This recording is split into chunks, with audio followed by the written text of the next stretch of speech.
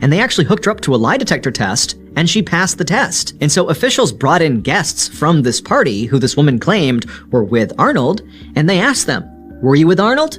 And they said no, but they failed their lie detector tests. Now, of course, this was suspicious, but police really didn't know what to do with this information. Assuming this woman's story was true, that she really did see Arnold, well, according to the details of her story, Arnold did not appear to be in any kind of distress. And even if he was in distress, the police still had no idea where he was, so how could they help him? Other locals came forward, claiming to have spotted Arnold around town as well. But nothing came of those reports either. Neither Arnold nor Ruby turned up. Months went by, and the case went cold.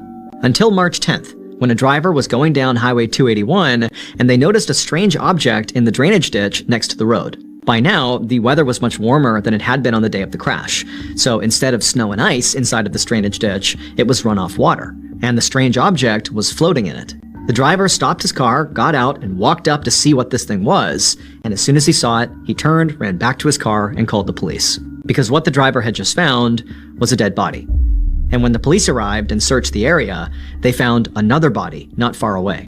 The bodies belonged to Ruby and Arnold. But this discovery did not solve the mystery of what happened to Ruby and Arnold.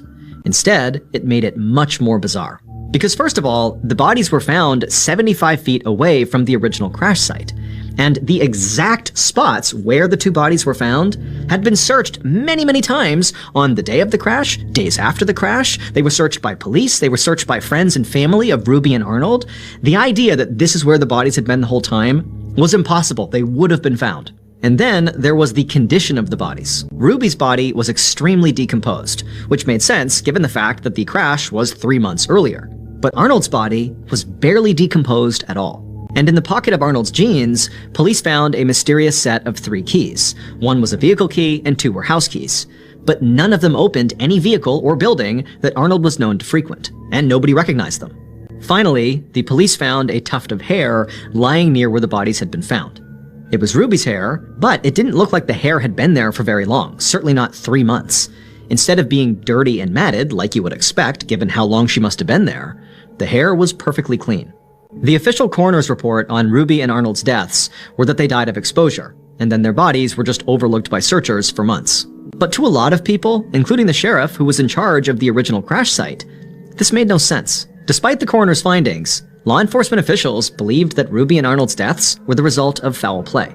Under the foul play theory, somebody pulled Ruby and Arnold out of the crash site while they were still alive, and then killed them later.